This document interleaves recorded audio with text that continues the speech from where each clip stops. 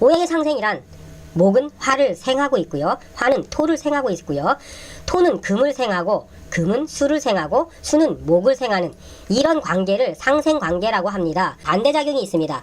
반대작용이 있는데 바로 극이라고 합니다. 극, 상극이죠. 서로 반대되는 작용을 하게 되니까 상극은 만나면 싸우는 역할을 합니다. 만나서 좋을 게 없는 사이입니다. 많은 분들이 사주풀이가 참 어렵다 라고 말씀들을 하십니다. 그런데 사주풀이가 어려운 걸까요? 아니면 사주이론이 어려운 걸까요? 자, 사주이론이 어렵다면 그거는 어쩔 수 없습니다. 열심히 공부하는 수밖에 없겠죠. 열심히 공부해서 빨리 이해를 하고 숙지를 하는 방법이 최선일 것입니다. 그런데 만약에 이론을 잘 알고 있다고 하더라도 사주풀이가 안 된다. 뭐부터 풀어야 할지 모르겠다. 어떤 것부터 봐야 할지 모르겠다. 사주팔자를 놓고선 머리가 하얘진다던가 아니면 입이 막힌다던가 생각이 고정돼 버린다던가 하는 경우에는 그것은 사주풀이 이론이 어려운 게 아니라 사주풀이 방법을 잘 알지 못하기 때문에 어려워하는 것일 뿐입니다. 시간이 지나면 자연스럽게 해결이 될 문제이겠으나 그래도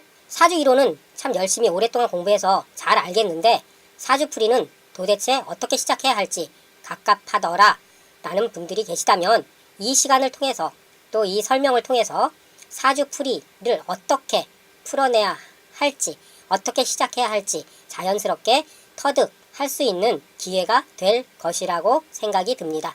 자, 오늘 다룰 내용은 오행, 제가 계속 중요하게 말씀드리고 있는 그 오행, 사주풀이의 가장 기본이 되는 그 오행의 상생과 상극에 대한 내용을 다루기로 하겠습니다. 사주팔자를 놓고 사주풀이를 하게 될 때 처음으로 생각해야 되는 부분이 바로 오행의 상생과 상극 관계를 보는 것입니다. 또 오행의 상생과 상극을 통해서 이 사주팔자가 어떤 힘을 가지고 있는지 또 어떻게 뻗어나갈 수 있는 가능성이 있는지를 판단을 할 수 있는 단초를 제공한다고 보면 되겠습니다. 오늘 다룰 사주팔자는 갑인, 정묘, 무진, 기미 요 사주팔자인데요. 자, 갑인, 정묘, 무진, 기미 딱 봐도 토가 4개가 있습니다. 천간에 2개, 지지에 2개, 4개가 같이 뭉쳐 있지요. 뭉쳐 있으면 그만큼 더 강한 힘을 발휘하게 됩니다. 자, 무진 기미는 든든한 담벼락과 같이 구성이 되어 있습니다. 요것을 깨뜨리기가 상당히 어려울 정도인데요. 또 지지의 진과 미, 천간의 무와 기 서로 상생하거나 상극하는 그런 부분 없이 단단하게 자기의 성을 구축하고 있다고 보시면 되겠습니다. 자, 그런데 또 그만큼 강한 오행이 있죠. 바로 갑인과 묘, 연주에 있는 연의 기둥이라고 하죠. 사주는 말씀드렸듯이 4기둥, 팔자는 8글자, 그래서 사주팔자라고 하는데 태어난 연월일시가 각각 2개씩, 2자씩 구성이 되어 있어서 연월일시 사주에 천간, 지지 2개씩 나눠지니까 8자가 돼서 사주팔자가 되는 것입니다. 자, 연주에 갑인이 있습니다. 갑인 상당히 강하게 보이죠. 그 옆에 묘가 또 붙어 있습니다. 그래서 갑인과 묘는 같은 나무의 색깔을 하고 있고 요건 역시 같이 뭉쳐 있기 때문에 상당히 고 할 수가 있겠습니다. 자, 그러면 빨간색으로 정이 하나 있는데 이 빨간색은 힘이 강할 것 같을까요? 약할 것 같을까요? 바로 오행의 상생과 상극을 표현하기에 좋은 예제라고 할 수가 있겠는데요.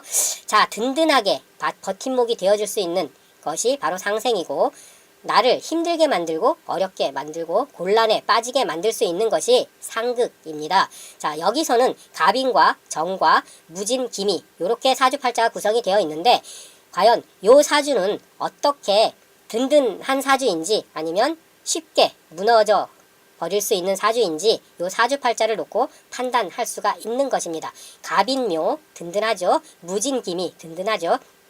정은 자체적으로 봤을 때는 강하지는 못합니다. 하지만 오늘 배울 내용으로 상생과 상극을 익히게 되면 요 정이 어떤 상황에 처해 있고 어떤 상황으로 나아가게 될지 판단을 해볼 수가 있게 되는 것입니다. 자, 그러면 오늘 배울 내용인 오행의 상생과 상극 진도를 나가보기로 하겠습니다. 자, 이제 강의 중에 4강 육친의 개념 파트 1 오행의 상생과 상극에 대해서 살펴보기로 하겠습니다. 자, 육친의 개념을 알기 위해서는 일단은 오행의 상생과 상극에 대해서 알아야 하겠습니다. 사주를 하나 살펴보기로 하겠습니다. 이 사주에서 그 위에 사주팔자 부분을 제외한 이 부분이 지금 사주팔자인 건데요. 갑인년, 정묘월, 무진일, 기미시에 태어난 사주입니다. 갑인월, 정묘월, 무진일, 기미시에 태어난 사주인데 여기 보시면 천간과 지지라고 말씀을 드렸습니다. 갑, 정, 무, 기가 천간이고 인, 묘, 진, 미가 지지입니다. 그런데 여기 갑에 보면 편관이라고 되어 있습니다. 인에 보면 편관이라고 되어 있죠. 그리고 색깔은 나무 색깔입니다. 그래서 나무는 편관이구나 라고 알 수가 있는 거고요. 그리고 정묘가 있는데 정은 정인이라고 되어 있습니다. 묘는 정관이라고 되어 있습니다. 같은 나무색인데 이쪽은 편관이고 이쪽은 정관입니다. 이 부분에 대해선 설명이 나올 거고요. 그리고 일주를 보면 비견과 비견인데 요 천간 부분을 비견이라고 하기보다는 일간이라고 합니다. 일주의 천간이다 해서 일간이고요. 이 사주의 주인공 역할을 하는 부분입니다. 이 사주의 주인공 요 일간을 중심으로 사주가 풀이가 되게 되겠습니다. 그리고 일간 밑에 있는 일지라고 하는데 이 일지에 역시 비견이라고 되어 있습니다. 비견. 그리고 시주를 보면 기미 시주를 보면 겁재라고 되어 있죠. 겁재. 이렇게 이런 부분들이 바로 육친이라고 합니다. 육친이라고 하는 부분인데요. 여기 지장간 육친이라는 부분을 보면 이건 천간지지 육친이었죠. 여기 지장간 육친이라는 부분을 보면 역시 인묘진미 이 지지 안에 지장간이라는 게 있습니다. 지지 안에 들어있는 천간이라는 의미인데요. 갑병, 무, 갑을, 무계을, 정을기 이 모두가 다 천간입니다. 갑정, 무기 이 천간이죠. 똑같습니다. 이 지지 안에 이런 천간들이 들어있다 해서 지지 안에 들어있는 천간이다 해서 지장간이라고 합니다.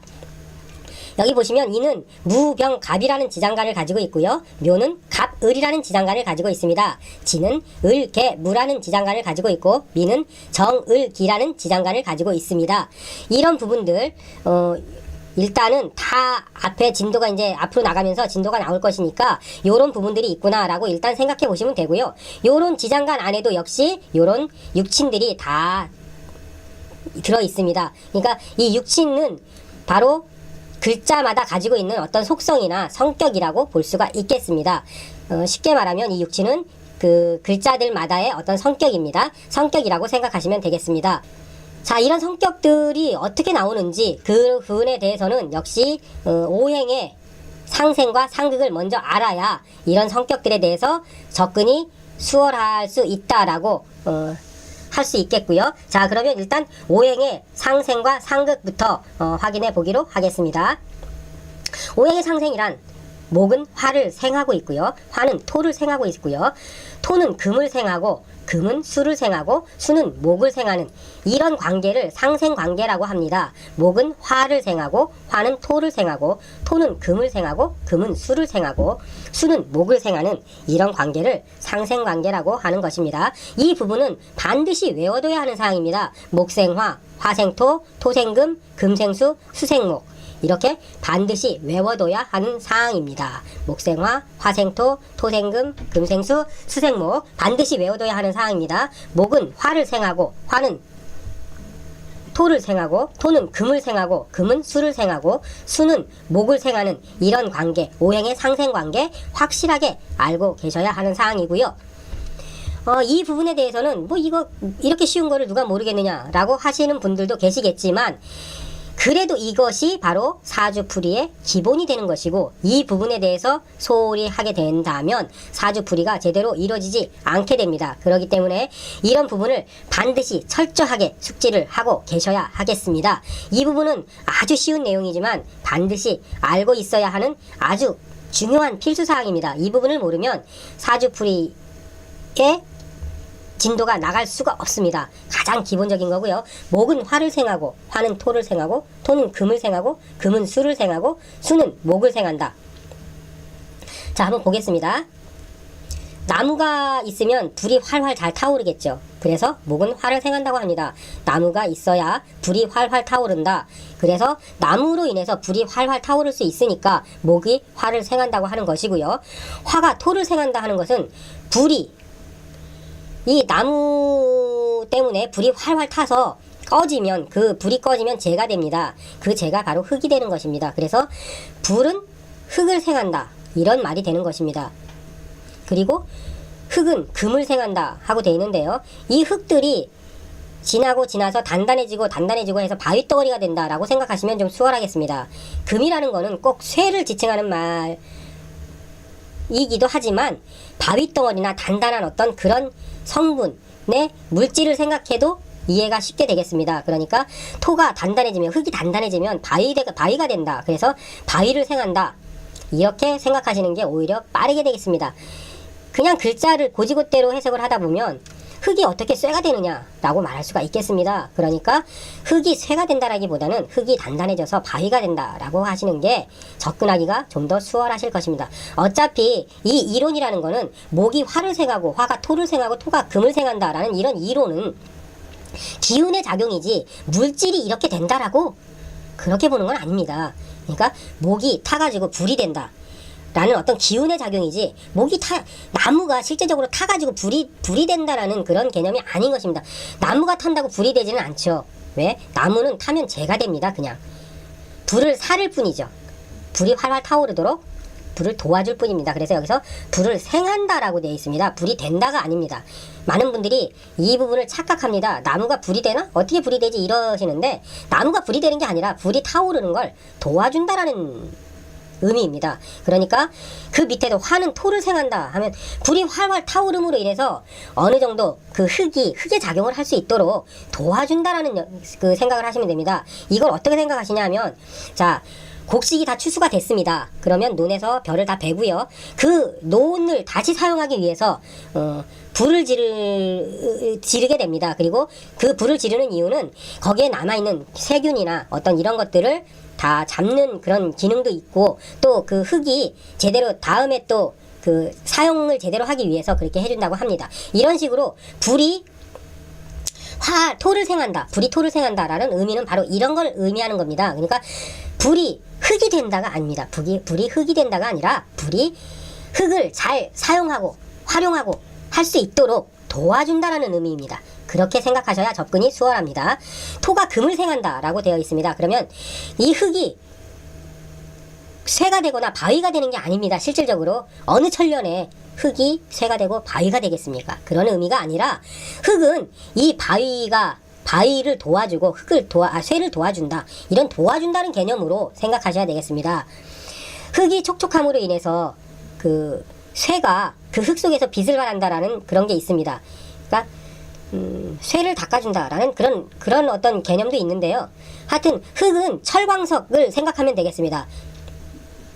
흙 속에서 금을 캐내는 거죠, 한마디로. 그 금 속에서, 금은 보석일 수도 있습니다. 그 보석이 어디서 나옵니까? 철광석은 광산에서 나옵니다. 금광이라고도 합니다. 그렇게 그 어떤 최고의 가치를 가진 그런 쇠가 바로 흙 속에서 나온다라는 의미입니다. 그러니까 토가 금을 생한다라는 말은 흙 속에 금광이 있다라고 생각하시면 되는 것입니다. 흙이 쇠가 되고 쇠가 되고 바위가 되고 하는 게 아니라 그 기운의 작용을 생각하셔야 됩니다. 이런 식으로 흙 속에서 금강을 캘 수 있듯이 흙이 금의 기운을 도와준다라고 생각하셔야 하는 것입니다. 그런 개념입니다. 또 금이 수를 생한다고 했는데, 맑은 물은, 깨끗한 물은 쇠처럼 바위에서 이렇게 바위 사이에서 흘러나오는 그 물이 참 귀한 물이라고들 합니다. 약수라고도 하는데, 최고의 가치를 가진 약수는 깊은 산속 바위 속에서 흘러나오는 그 물이 가장 귀하다고 합니다. 그런 그 귀한 그 물을 생각하시면 되겠습니다. 한강물이나 이런 그 강에서 흘러가는 시냇물이나 이런 물의 가치보다 깊은 그런 어떤 바위 속에서 흐르는 약수, 그걸 생각하시면 금이 수를 생한다라는 의미가 좀 더 쉽게 다가올 수 있을 거라고 생각합니다. 또 수는 목을 생한다. 이거는 언뜻 봐도 이해가 빠릅니다. 물이 있어야 나무가 자라는 것입니다. 물이 나무가 되는 건 아닙니다. 물이 나무를 잘 자라게끔 도와주는 역할을 하는 것이죠. 그러니까 힘을 보태주는 역할을 하는 것입니다. 나무가 힘을 가질 수 있도록, 나무가 잘 자랄 수 있도록 그렇게 물이 도와주는 역할을 하는 것입니다. 그러니 물이 나무를 생한다 하는 것입니다. 그러니까 그래서 목생화, 화생토, 토생금, 금생수, 수생목 이렇게 알고 계시면 되겠습니다. 이것이 바로 오행의 상생작용이라고 할 수 있겠습니다. 목생화, 화생토, 토생금, 금생수, 수생목 오행의 상생입니다. 오행의 상생을 알고 계시고 또 이제 오행의 상극을 알고 계셔야 합니다. 이 반대작용이 있습니다. 반대작용이 있는데 바로 극이라고 합니다. 극, 상극이죠. 서로 반대되는 작용을 하게 되니까 상극은 만나면 싸우는 역할을 합니다. 만나서 좋을 게 없는 사이입니다. 자, 어떤 사이인지 한번 보겠습니다. 목은 쇠를 만나면 싫어합니다. 나무가 쇠를 만나서 좋아할 일이 뭐가 있겠습니까? 일단은 그렇습니다. 물론 나무가 도끼를 만나서 좋을 때도 있기는 있습니다. 그건 예외작용입니다. 하지만 일반적으로는 도끼를 만나서 좋을 게 없습니다. 왜냐하면 도끼의 용도는 뭡니까? 나무를 찍어서 넘어뜨리는 용도입니다.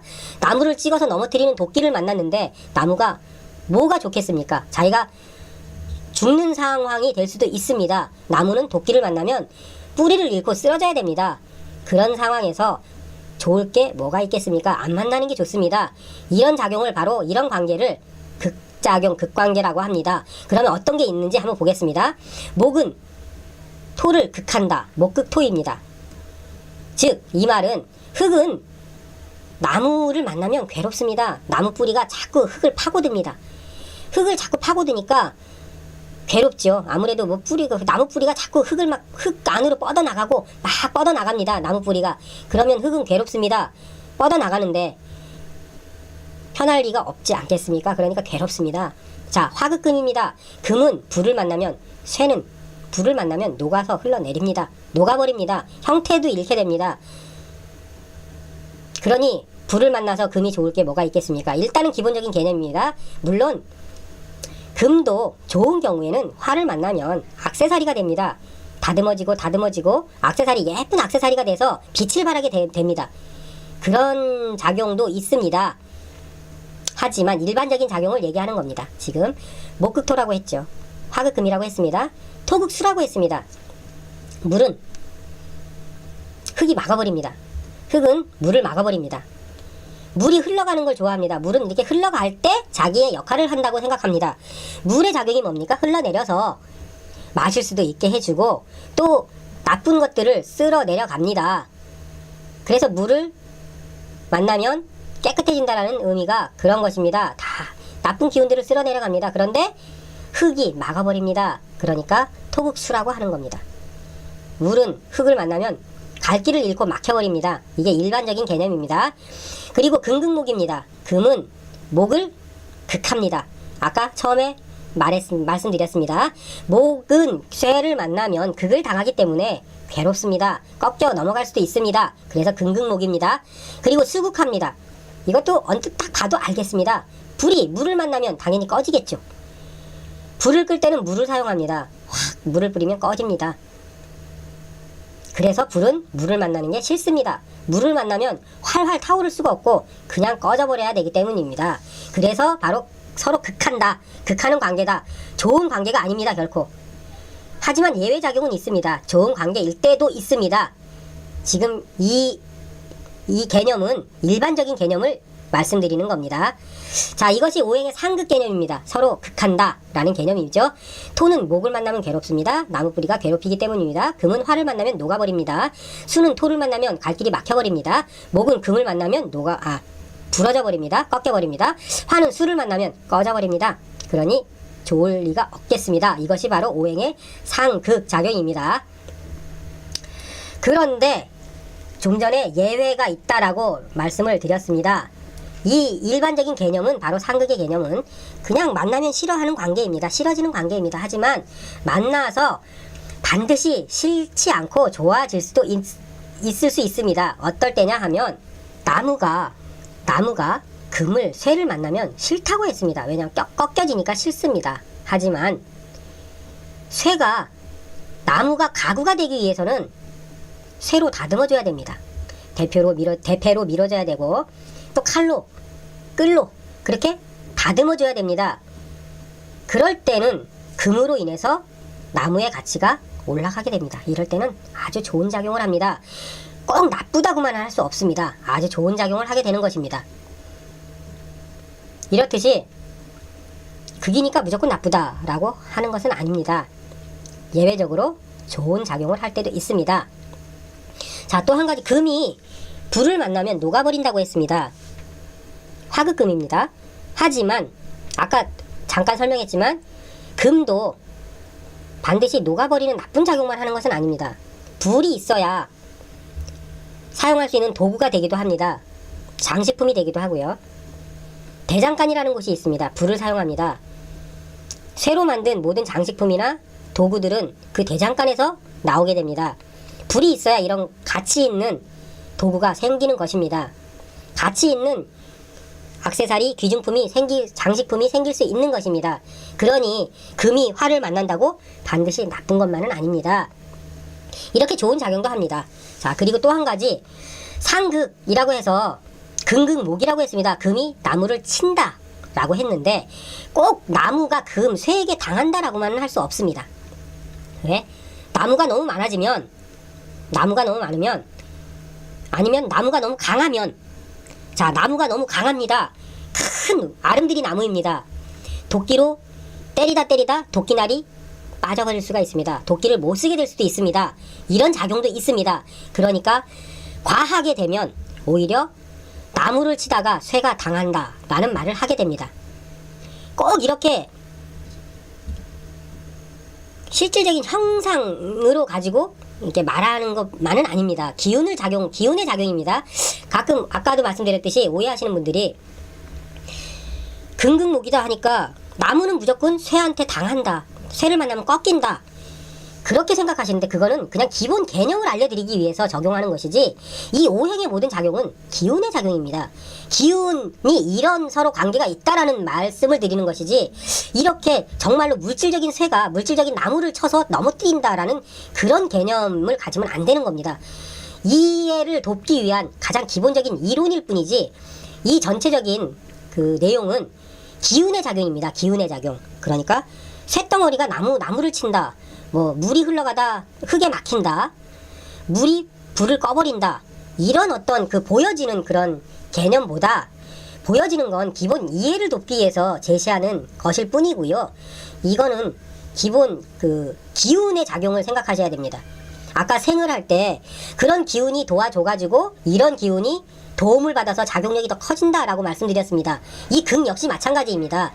이런 오행들이 이런 기운들에 안 좋게 작용해서 도움이 안 된다, 그런 개념입니다. 도움이 안 되고 오히려 안 좋은 작용만 일으킨다, 그런 개념으로 생각하시면 되겠습니다. 나무의 기운이 너무 많으면 쇠의 기운이 약해지게 됩니다. 그래서 나무의 기운을 이기지 못하고 오히려 쇠의 기운이 나무의 기운에 눌려버리게 되는 것입니다. 이게 바로 금극목의 목이 강해졌을 때 생기는 역작용입니다. 자, 화생토라고 했습니다. 화생토라고 했고, 이 불이 흙을 생하지만 불이 너무 강하면 흙이 메말라 버리죠. 이게 바로 아까 생에 과할 때 역작용이라고 했습니다. 극도 마찬가지입니다. 불이 많으면 물이 불을 끄지 못하고 오히려 증발해 버립니다. 이해가 가시겠죠? 불이 많으면 물이 불을 끄지 못하고 증발해 버립니다. 그리고 흙이 많으면 목이 오히려 뿌리가 상합니다. 흙을 괴롭혀서 뿌리를 내리는 게 아니라 흙이 너무 강하고 단단하니까 나무가 뿌리를 내리지 못합니다. 오히려 뿌리가 상하게 됩니다. 이 부분에 대한 기본 개념도 잘 알고 계셔야 됩니다. 어떻게 나무가 흙에 뿌리를 못 내리느냐? 일반적으로는, 상식적으로는 말이 안 되겠지만 이건 지금 그런 어떤 보이는 작용이 아니라 기운의 작용이라고 말씀드렸습니다. 자, 여기서는 강하다 약하다의 의미입니다. 흙이 단단하고 강하니까 나무가 뿌리를 내리지 못하는 겁니다. 뚫고 들어가질 못하는 겁니다. 그 개념으로 이해하셔야 됩니다. 흙이 강하고 많으면 나무가 뿌리가 상한다. 그래서 오히려 역작용이 일어난다 라고 생각하시면 되겠습니다. 목극토가 아니라 이럴 때는 토 때문에 목이 오히려 상하게 되는 겁니다. 또 금이 많으면 화가 녹이지 못하고 오히려 쇠가 많으니까 화의 기운이 불길이 꺼져버립니다. 이것도 바로 그게 역작용입니다. 화극금인데 오히려 금이 많아서 불이 꺼져버리는 것입니다. 토극수라고 했습니다. 물기를 막아버린다라고 했습니다. 그런데 토극수인데 수가 많다 보니까, 물이 많다 보니까 흙이 막지를 못하고 오히려 쓸려 내려갑니다. 물에 쓸려 내려갑니다. 이것도 바로 토극수의 수가 많아져서 일어나는 바로 역작용입니다. 이렇듯이 생도 극도 한쪽이 많아지면 침범하지 못하고 오히려 당하게 됩니다. 이게 바로 오행의 상생과 상극작용이라고 할 수 있겠습니다. 잘 알아두시고 오늘 오행의 상생상극 기본 원리는 여기까지 하고요. 다음에는 본격적으로 육친, 이 상생상극에 대입해서 육친의 개념을 들어가기로 하겠습니다.